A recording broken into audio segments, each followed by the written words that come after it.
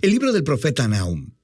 Este breve libro profético es una colección de poemas que anuncian la caída de uno de los peores opresores de Israel, el antiguo imperio asirio y su ciudad capital, Nínive. Los asirios se levantaron como uno de los primeros grandes imperios en el mundo, y su expansión hacia Israel resultó en la destrucción total y el exilio del reino del norte con todas sus tribus. Los ejércitos asirios eran violentos y destructivos a una escala que el mundo jamás había visto. Así que Israel y sus vecinos estaban esperando la caída de Asiria, que llegó eventualmente en el año 612 a.C. Los babilonios se levantaron y empezaron una rebelión que dominó a Nínive e hizo caer el imperio asirio. Así que el capítulo 2 ilustra la caída de Nínive con una poesía vívida y el capítulo 3 explora la caída del imperio como un todo. Pero este libro no es solo una furiosa diatriba en contra de los enemigos de Israel. El capítulo introductor nos muestra que hay mucho más sucediendo aquí.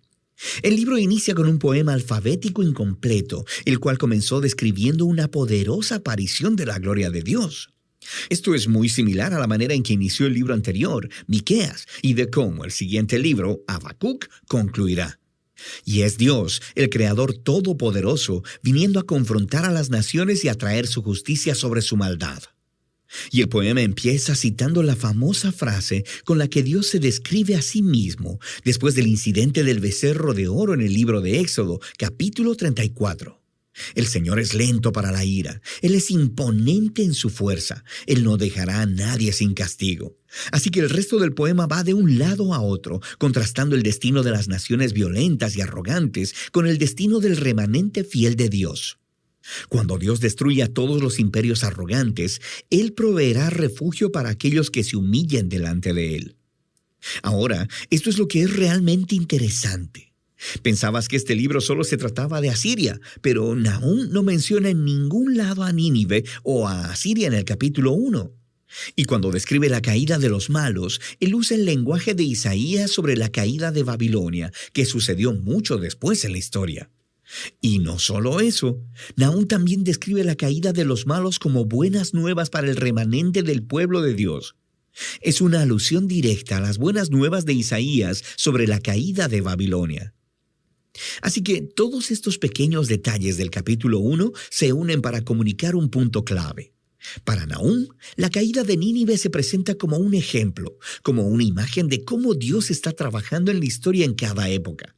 Cómo Él no permitirá que los imperios arrogantes o violentos de nuestro mundo permanezcan para siempre. Y así, el mensaje de Nahum es de hecho muy similar al de Daniel. Asiria se destaca dentro de una larga línea de imperios violentos a través de la historia.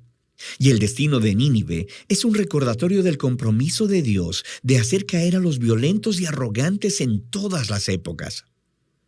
Con esta perspectiva del capítulo inicial, el libro entonces regresa a su enfoque en Asiria. Y así, el capítulo 2 describe la batalla de Nínive y el derrocamiento de la ciudad en etapas progresivas. Primero vemos la línea de combate de los soldados babilonios, y luego leemos sobre la carga de los carruajes.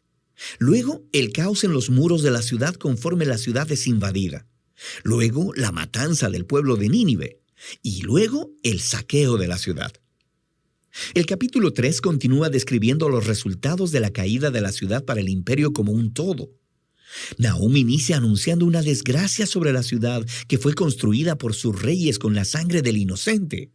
Es una imagen de cómo la injusticia estaba arraigada en el mismo sistema que hacía a Asiria tan exitosa. Pero su violencia ha sembrado las semillas de su propia destrucción. Así que Asiria caerá delante de Babilonia. El libro concluye con una burla contra el derrocado rey de Asiria. Él es golpeado con una herida fatal, y de las naciones que él oprimió alguna vez, nadie viene a ayudarlo. Más bien, ellos cantan y celebran su destrucción, y así termina el libro.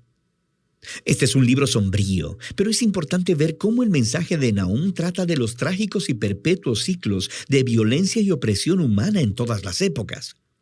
La historia humana está llena de tribus y naciones que se elevan a sí mismas y utilizan la violencia para tomar lo que quieren, produciendo la muerte del inocente.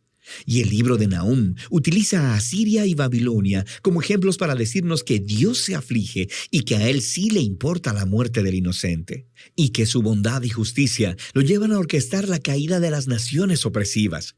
Y el juicio de Dios sobre el mal es una buena noticia, a menos, claro, que seas Asiria.